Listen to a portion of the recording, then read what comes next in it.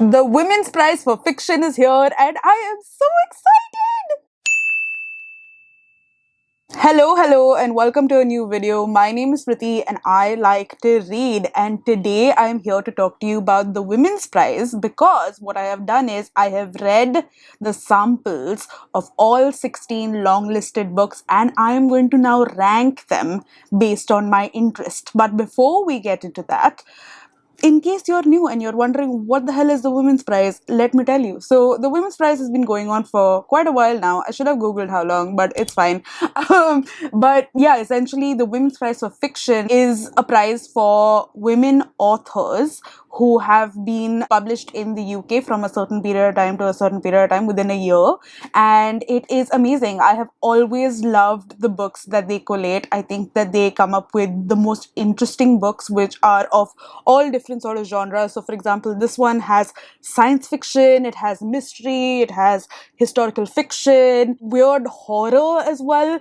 And it's just like interesting how all of these different sort of books come together. And I really think that this prize is not only the most readable prize, like the most accessible to people prize, like sometimes the booker just goes into its own la la land, but yeah, I think this one is way more accessible, but also comes up with some really interesting books which you may or may not have heard of before. So that is cool. This long list, by the way, has 16 books, as I've said previously, and out of which I think 8 are debut books, and I think two authors have been longlisted and or shortlisted before. And just by my sampling, I think that like all of these books are really great. I think that they're all very different, but also cover very similar themes, but in their own sort of way. And I can't wait to like read at least like 80% of that list. Like, I'm definitely going to read 80% of this list. So, very excited. I will, of course, be coming back and telling you what my thoughts are on these books. But for now, let me tell you my initial thoughts on all of these 16 books. And as I said, I have ranked them. So, I'm going to go from 16 to 1.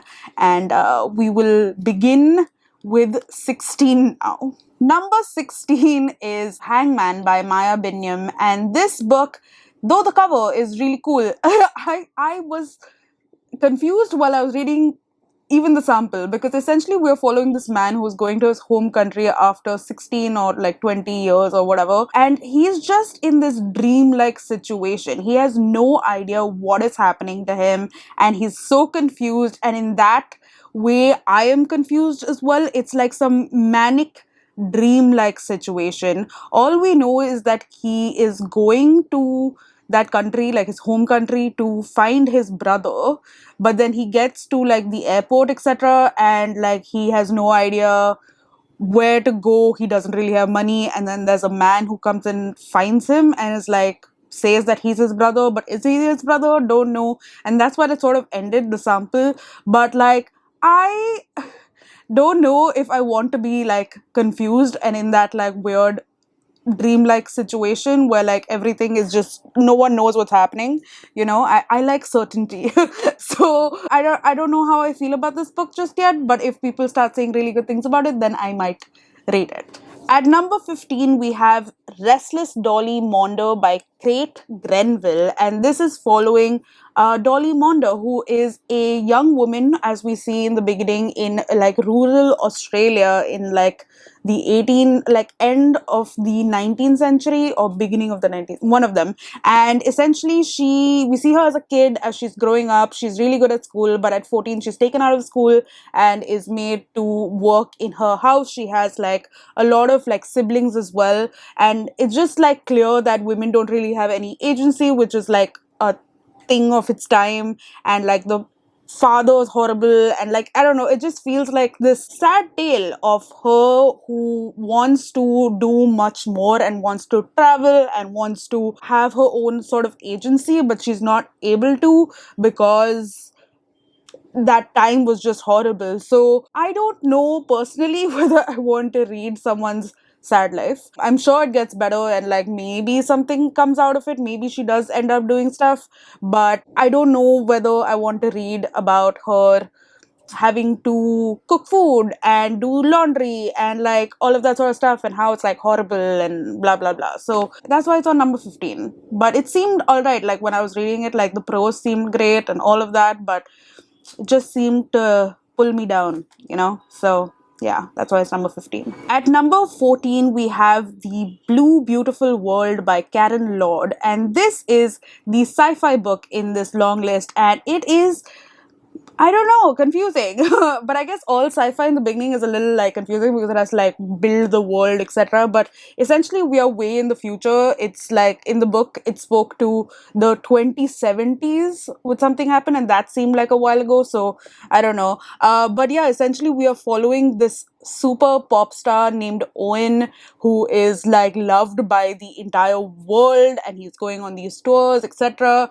But he's also like super rich and he's buying stuff. I don't know. But there also seems to be like some alien faction, because essentially they are going to have their first contact with the world, like Earth. And I don't know, there's something that's going to happen. I'm not too sure. In the Goodreads reviews that I saw, the first review said do not read the synopsis of the book because it tells you mostly everything, and I don't want to be spoiled. But I don't know, sci-fi isn't really my thing, and I don't know how I feel about like aliens coming into the world. I don't like the sort of books about like alien interaction so much, apart from like Project Hail Mary. That was the only one I pretty much liked. So yeah, I don't I'm a little like ambiguous about this one. So I don't know yet, and that's why it's 14.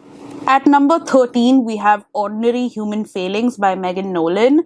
This is a book where essentially we are talking about this baby that goes missing and is then found dead. Like, she's 3 years old, and the culprits are supposedly this Irish family that has moved into the neighborhood a while back, and they're supposedly like weird. We get to know about this one girl who's part of the family called Carmel, and she has her own sort of thing going on, and she has to then face all of these allegations, but also like have her own family secrets that starts to like bubble out, and she has to face them, I think, from what I've understood. Now, this book, when I first started reading it, I started like sort of like just like glazing over the first few pages. But as I read more, I sort of got more interested, and I think that it's interesting. We're essentially following Carmel as well as this one journalist who basically writes for like tabloids, etc., called Tom, and how he's like uncovering the story and all of that sort of stuff. And I don't know, it sounds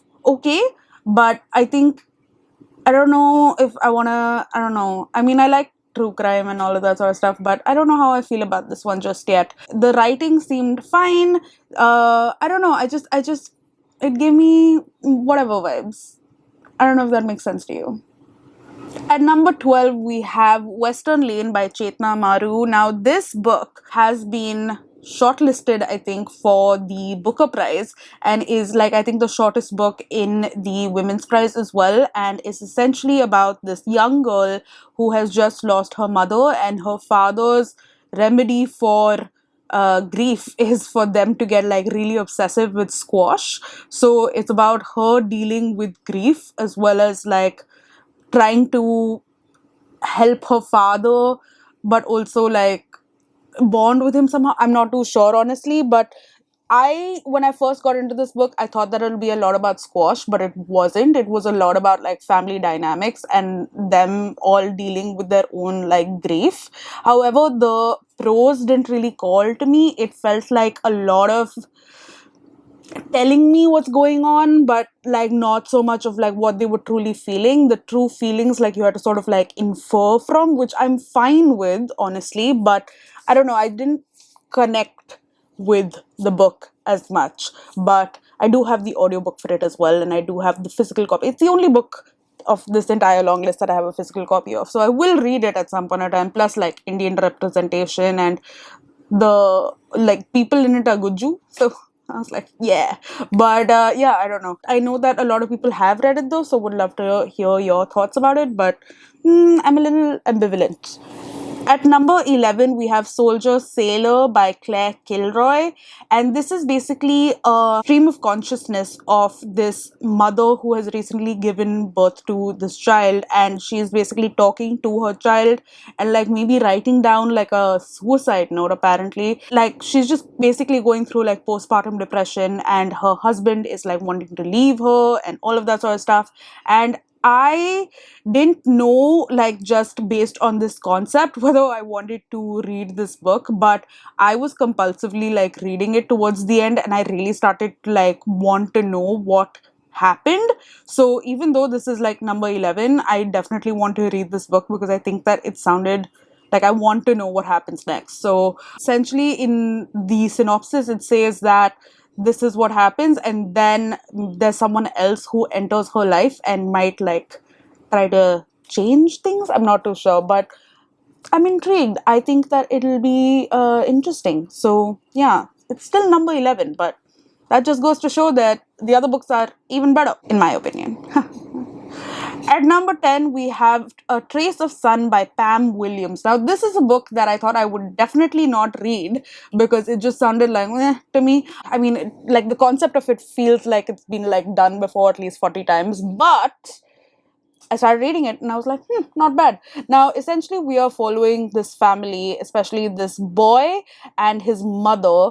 And the mother and like them live in Grenada. And the mother in the beginning is telling her 6-year-old son that she is leaving to go to England to be with her father and is taking her younger brother with her. But like they will send for him later.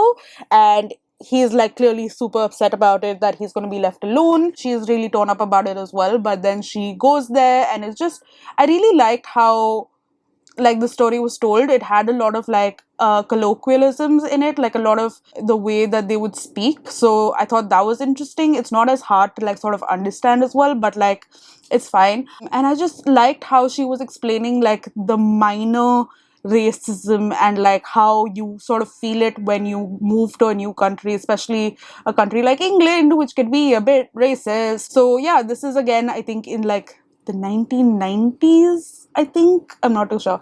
But yeah, I just think that like that whole concept is interesting. And what follows is then they get like united again, but obviously like there's something off. And like how they try to like repair the relationship or something like that. I'm not too sure what happens. But the only reason why it's so low on the list is because I think that, again, as I've said, like this concept is sort of like done a lot, but I did enjoy reading it. I thought that it was well written so far. So, yeah, number 10. At number 9, I have Enter Ghost by Isabel Hammad. Now, Isabel Hammad is a author that I've like heard about a lot, and I really want to read her. But this book is really interesting because it's about basically this woman who is in like her 40s, and she goes back to Israel or Palestine to meet her sister who's been there for the past 10 years. They are Palestinian, and essentially she is an actress who decides to then be part of a play like of Hamlet that is going to be put up in the West Bank, and that whole journey. Now, in the beginning, we have basically got to know about her, about why she has left England to come to sort of get to know about why she's left England to come to meet her sister. And we're introduced to her and her sister. And I just really like that like sister dynamic as well as like obviously this is a very like what is it, like timely sort of book talking about Palestine. And I really liked that when she was talking about certain things, I had to Google it. So for example, she spoke about this one thing called akka, and I was like, what is akka? And then I Googled it and I was like, oh, that's cool. And yeah, just like I thought that that bit was interesting, and I've said interesting a lot, so I'm gonna stop. Okay, but yeah, I think that this book is going to be good. Wow, my English. And anyway, yeah, that's number 9 on my list. I liked it. I liked the way that we got to know more and more about these characters as like the pages went on. And I'm gonna stop now because my brain is mush. Cool. At number 8, we have The Maiden by Kate Foster. Yes. And this is a book about a woman who is said to be like, I think she's ultimately killed because she's found guilty of murdering her lover, but she already has a husband, and she is of like a high born, like she's a lady, you know. So essentially in the first like chapter we get to see that she is sentenced to like, she's guilty and she's going to be like from there we see her past and how she grew up, and like how she is a person who wants to travel, wants to see the world. So again, the theme of like wanting to be more and like the oppression of women, etc., that comes in. So that's thematically same as the other one. But I think that like why this book is so high on the list is because I really love historical mysteries. I like any like who done it or why done it or like any done it, to be honest. And yeah, I just thought that it was really intriguing. I thought that it was well written. I flipped through it really fast, and I want to know what happens. Now this is also apparently based on a true story, so like this actually like happened, and of course this is a fictionalized version of it, but I'm very intrigued by this one. So yeah, that's why it's, what is it, number 8? Yeah. At number 7, I should have had this as number 8, but at number 7 we have Eight Lives of a Century Old Trickster by Mirinae, and this is interesting. So basically we are following this woman who works at like this old age home of sorts, and her life is falling apart. So she decides that she's going to write these, it's weird actually, these like obituaries of like the people there who've not yet died. So like they want to talk about their lives, etc. So she'll be able to like write a long ass nice obituary of the person when they do die, because like they know that they're gonna die because they're old. And I don't know, it's a little like weird to think about, but like yeah, that's the idea. And she comes across this one woman and she starts hearing her story, and her story just sounds so nuts that she's like, there's no way that one person has lived so many different sort of like done so many different things. So she thinks that she's like, I don't know, jinn or like a trickster or something like that. And yeah, like apparently this woman has lived in she was born in Japan, but that's when like Korea was under the rule of Japan. But she was born in Japan, then lived in North Korea and then South Korea, and just like it's very interesting. So I am intrigued to know about the 8 different lives of this woman, which is why it's so much more higher on my list. And I love these sort of stories. And I don't know, I just think that like it sounded cool. So even if the writing wasn't like A1, I still think that this is high on my list just because of intrigue, if that makes any sense to you. So yeah, that is Eight Lives of a Trickster? Old Trickster. Eight Lives of a Century Old Trickster. Correct. At number 6, we have a book that should not be number 6 at all because it sounded very okay. But that is River East, River West by Aubrey Lescure. And this is basically about a young girl who lives in Shanghai, and her mother has just gotten married to a Chinese man, and they are like American. She is American Chinese. Don't know who the father is, but she doesn't approve of this marriage. And soon what we find out is that she's sent to, from like normal public school, I think she is sent to the Shanghai American school, and there she gets to know about the life of expats. And like her mother and her initially have lived a very like poor life, and now this guy is like a really rich dude. So like just that change in dynamics, and it's her coming into her own and like being scandalized by like different sort of things and blah blah blah. And the reason why this is so high on the list is because I went to the Shanghai American school. So I'm like, this is gonna be fun, because like when she starts talking about the school, I'm gonna probably know exactly what she's talking about, you know. So I don't know how close to like reality this is gonna be, but it's just high on my list because like I mean, I've been there, I've studied there, so I want to know. So, but otherwise it would be way lower. But because like it's all like teenage angst and like all of that sort of stuff. So yeah, I don't know if this is gonna be for everyone, but like I am intrigued because I want to know, you know. So Yeah. At number 5, we have And Then She Fell by Alicia Elliott. And this is a book which is a horror. And it immediately got into the horror aspect, which was interesting. So, this book basically follows this woman who is indigenous, and she has just had a baby, and she is having trouble connecting to her baby. She has also just lost her mother, and then she starts hearing things, and like she feels like her husband, who is white but is studying the in like her tribe's culture and is like a teacher of it, which is weird. I don't know. I don't know. So yeah, like so she starts like finding things strange in like where she's living and all of that sort of stuff. And like I don't know. I feel like it's gonna be like really interesting, and it's sort of giving me kind of like Get Out vibes, but also like I don't know. It just like seemed really well written. I really liked what she had to say about women and women's bodies. Like in the very beginning, we get to see how like even at 13 how like sexualized people are, and it's like a lot of people may find it horrible to read, but like it's just facts of life. 13-year-old, when you start hitting puberty and like things like the old men look at you weirdly and all of that sort of stuff, and I just found that like to be really interesting. And then there was like this part where things got weird. I don't want to tell you. I don't know, it got weird, and I liked it. And yeah, I want to know what happens after. So yes, that's why it's number 5. At number 4, we have Brotherless Night by V.V.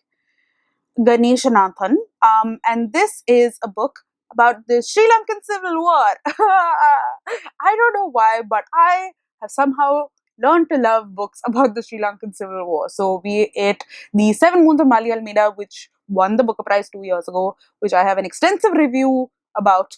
You can read that. That was a 5-star for me. And then Funny Boy by Sham Salvadorai, which was also a 5-star for me. So I'm hoping that third time's a charm, and this will also be a 5-star. But essentially, in this book, we are following this girl who, in the very beginning, see is like a doctor in New York, and she is writing a letter to a terrorist. But she's like, I'm also a terrorist. So like, they were clearly part of the Sri Lankan Civil War, like Tamil Tigers aspects of it. But we then flash back to her time as a teenager in Sri Lanka, and they live in Jaffna, which was one of the biggest areas that like the Tamil Tigers and the LTT etc. were, and where a lot of like the fights really happened. We basically follow her, who's like this very like precocious 16-year-old. She wants to be a doctor. She knows this from the start. She gets to know about her like neighbor, who's also this really studious guy who also wants to be a doctor. So that's who we get to know about. We also get to know about her siblings as well as her mom and dad. And I really liked how we got to know about each of these people, and we got to understand like their characteristics and like things about their personalities pretty quickly. And I liked how we were told the story and how things were like slowly starting to break out. So in this, we are seeing that the wars, like the civil unrest, hasn't really properly started, but it started it. So I am intrigued as to how that like sort of like plays out. And in the synopsis, it says that she is then enlisted to be like a medic that helps the Tamil Tigers and like all of that sort of stuff, and helps like the wounded, and she's like Tamil herself, so obviously like I don't know. I'm just like intrigued, and as I've said, I love books about Sri Lanka and the Civil War. That sounds horrible, doesn't it? But and number 3, we have The Wren by Anne Enright. Now, again, this was a book that I didn't think I would want to read, even though Anne Enright is like this hugely popular and acclaimed author. I was just like, I don't know what I feel about a book about 3 generations of women who have been traumatized by the same man, who is this like poet, really famous poet, and like I don't think the last generation, like this lady named, I'm forgetting, this girl who's 22 years old. She is a writer. She's like, that's who we get to know about in the sample thingy. She has just moved out. She's trying to figure out her life. She's fallen in love with someone. I don't know. I thought that it was really interestingly written. It was again like sort of like this stream of consciousness aspect of it, where she was just talking about like her life and what she thought about like things happening around her and stuff like that. And it gave me, now don't hate me for this, it gave me very Sally Rooney vibes. Like the last book that she wrote, I'm forgetting its name, but I did review it. Beautiful World, Where Are You? It gave me like those sort of like vibes. Now, if you hate Sally Rooney, don't be discouraged, okay? Don't be discouraged, but it gave me those vibes. But I thought it was really well written so far, and I really want to know. I want to read this because I thought the prose was great. So I don't know how I feel about the plot and about like her searching and getting to know more about this asshole grandfather of hers who was a poet, and then like her mother's things and all. I don't know if I'm intrigued in the plot, but I really like how it was written. So that's why it's number 3. So yeah. Number 2, we have a book called Night Bloom by Peace Adzo. I don't want to butcher her name, so I'm not going to say it, but like you can say it here, whatever. And essentially, this one we follow 2 cousin sisters who are born on the same day, and they have very different sort of personalities. So like one is like the super nerd, but like is the follower, and there's the other girl who is like not so great at studies, but is like really creative and makes people laugh, etc., etc. And they are then separated when the nerd one moves to, I think her name is Sonia. No, I think I might be confusing books. But yeah, when she moves to Accra, and then we see them grow up, and I think that this one then moves to America as well, and she is studying to again, I think, be a doctor. Yeah, I think so. And yeah, what is up with people wanting to be doctors? But anyway, so she goes to America and then she faces racism there, etc., etc. I haven't reached that part yet. I've just reached the part where she has moved now. She's trying to form friends, but like things are going wrong with like her family. But also she's separated from her other sister friend person, and they are sort of like growing apart. But we get to know that something has gone really wrong in this person's life later, and I don't know, I just thought that the writing was really good. I really was like starting to get invested in these characters and like their families and like just everything that was happening. And yeah, I just really enjoyed it. So I that's why it's second on the list. At number 1, we have In Defense of the Act by Effie Black. Now, I really enjoyed this book, and I didn't know that I will, because the theme of this is suicide. So essentially, we are following this woman who is, in the beginning, we get to know that she's like this scientist who has this weird obsession with the theme of like suicide. So she like studies animals, etc., and she knows a lot about it. And that's because I think like her father died of suicide, and like she thinks that suicide is fine and shouldn't be like discouraged, so she's in defense of it. But I think as the book progresses, we find out like how maybe her thought shifts a little bit because of something that happens. And I am just like, I don't know, I just really liked the way that it was written. I was like hooked from the very beginning. I really wanted to like just say screw this and just like read the entire thing and not like read every single sample.